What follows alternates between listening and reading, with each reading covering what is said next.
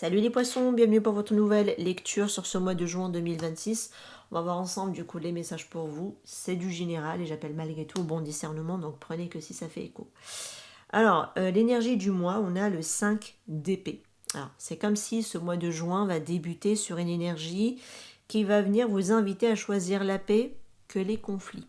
D'accord? Puisque le 5 d'épée, en général, représente des tensions relationnelles, des désaccords, des luttes d'ego, une nécessité peut-être aussi pour certains d'entre vous de reprendre du recul face à certaines situations, voire personnes. En tout cas, cette carte vous demande de vous interroger sur ce qui mérite réellement votre énergie. Donc j'ai envie de vous dire que toutes les batailles ne valent pas forcément la peine d'être menées et surtout choisissez lesquelles vous souhaitez mener. D'accord ? Côté finance et matériel, on a 10 d'épée. Alors, c'est comme si votre situation financière pourrait arriver quelque part à son terme, parce que souvent cette carte va nous parler d'une page qui se tourne, d'une façon de gérer l'argent ou les ressources qui doivent être repensées pour certains d'entre vous. Okay, même si certaines peut-être conclusions côté finance et matériel peuvent un peu sembler abruptes, parce que le 10 d'épée peut aussi nous annoncer une rupture ou quelque chose sec, d'assez brutal, mais souvent, pour moi, ces conclusions, elles ouvrent la voie à un nouveau départ par la suite, d'accord? Donc c'est comme si ce qui s'achève aujourd'hui pour vous, en réalité, prépare un nouveau renouveau qui va être beaucoup plus sain pour vous demain. D'accord? Mais je pense qu'ici, il y a vraiment une manière de gérer l'argent qui doit, normalement, être repensée. D'accord? Alors, côté travail ou activité, formation, études, voilà, à vous de voir par rapport à ça. En tout cas, dans ce domaine-là, vous pourriez ressentir une forme de lassitude pour certains d'entre vous, voire peut-être même des démotivations un peu passagères. D'accord? Parce que le cas de couple en général évoque un manque d'enthousiasme, une réflexion sur vos aspirations réelles. Ça peut être aussi une opportunité qui pourrait être un peu négligée parce que vous êtes un petit peu accaparé à regarder un peu l'aspect négatif, donc faire attention. Il est possible que vous soyez pour moi essayer davantage de concentrer, on va dire, sur ce qui manque actuellement dans votre vie que ce qui est déjà à votre portée. D'accord? Donc faites attention. Gardez, on va dire, l'esprit ouvert. Une occasion intéressante pourrait se présenter sous une forme un peu inattendue pour certains d'entre vous. Donc il faut vraiment rester un petit peu attentif. D'accord?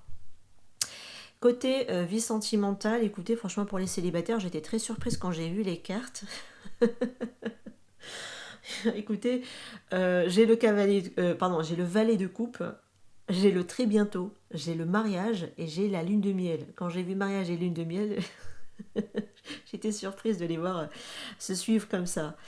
Mais en tout cas, ce sont des cartes très encourageantes. Vraiment, hein. J'insiste parce que elles vont venir nous indiquer qu'il y a une évolution sentimentale qui pourrait arriver plus rapidement que prévu pour certains d'entre vous. Une rencontre ou du moins une relation avec un fort potentiel d'engagement pointe le bout de son nez. Une période de bonheur s'annonce, de complicité, de romantisme, de partage. Si vous êtes célibataire, pour moi vous le serez bientôt plus. Et la personne que vous allez rencontrer a vraiment le potentiel de, en fait, que vous rencontrez votre futur mari, hein, pour certains d'entre vous. Ok. J'ai une énergie ici qui suggère l'amour, hein, et cette énergie en tout cas pourrait prendre une place très importante dans votre vie si vous restez en tout cas ouvert aux opportunités. D'accord? Je me demande si ce n'est pas par le biais professionnel pour certains, c'est tout à fait envisageable et possible. En tout cas, le cœur pourrait bien être surpris et par rapport à ce qui se prépare dans les coulisses pour vous en fait. Mais pour moi, vous avez vraiment ici une très belle rencontre. Franchement, ça fait plaisir de voir les cartes pareilles. Côté couple, on a 8 d'épée. Apprenez à vous connaître mutuellement, libérez votre ex, le flirt, et j'ai une quatrième qui s'est rajoutée qui est tombée avec le flirt. Donnez une chance à votre relation. Alors, le 8 d'épée va me montrer qu'il y a certaines peurs ou peut-être même pensées limitantes qui peuvent influencer votre relation. D'accord ? Cette combinaison, en tout cas, va nous inviter à communiquer davantage, à dépasser aussi quelque part les blessures du passé, à redécouvrir peut-être votre partenaire avec un autre regard neuf également, retrouver peut-être aussi de la légèreté dans la situation et plus de complicité pour laisser un petit peu, on va dire, les conflits de côté. Libérer votre ex, ça peut également parler surtout d'anciens schémas émotionnels qui continuent peut-être d'affecter encore la dynamique entre vous dans ce couple. Donc faites attention. Et en relâchant, on va dire pour moi, les peurs, les comparaisons du passé, la relation que vous avez ici avec un partenaire va retrouver un nouvel élan. D'accord ? En tout cas, il faudra quand même laisser le passé au passé pour qu'on puisse enfin se concentrer dans cette relation. Soit c'est vous qui avez besoin de lâcher quelqu'un, soit c'est la personne en face. Mais en tout cas, un des deux. Parce que quand on parle quand même de lecture, de guidance, et comme ça, en plus quand c'est du général, les énergies peuvent tout à fait s'entremêler et se mélanger. Le défi du mois, on a le 3 de coupe, mes petits poissons. Alors le défi consiste ici à vous autoriser davantage de joie et de partage. D'accord ? Parce que le 3 de coupe va nous parler surtout d'amitié, de célébration, de soutien mutuel, de vie sociale.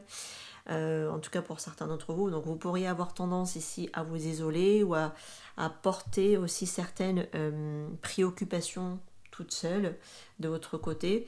Et pourtant on vous dit non, accepte l'aide et la présence des personnes qui te veulent du bien en fait. D'accord ? Donc accepte dans ce sens-là ici. Peut-être que tu as peut-être besoin aussi d'un peu plus d'interaction avec d'autres personnes pour certains d'entre vous, qui a peut-être du mal à créer des liens avec d'autres personnes. La carte conseil, on a valet de... pourquoi j'ai dit valet de coupe? J'allais dire valet de coupe, pardon, j'ai valet de bâton. Alors c'est une carte qui pourrait vous inviter à rester ouvert, parce qu'on peut avoir ici de la curiosité, de l'enthousiasme, de vouloir essayer de découvrir de nouvelles passions. On sent aussi peut-être de l'intérêt qui peut revenir, de la communication qui pourrait vouloir revenir. Surtout si vous êtes par exemple ici, par exemple en couple, pour certains qui souhaitent en tout cas peut-être retrouver plus de légèreté. Alors, le valet de couple, ce serait sympa dans ce sens-là. Pour ceux qui sont célibataires, écoutez, j'ai l'impression que vous éveillez aussi la curiosité de quelqu'un. C'est possible que bientôt, en tout cas, vous allez éveiller la curiosité de quelqu'un. En tout cas, l'encourage à rester, quoi qu'il arrive, réceptive ou réceptif au message qui peut arriver prochainement autour de vous. D'accord ? La fin de mois, on a 7 de coupe.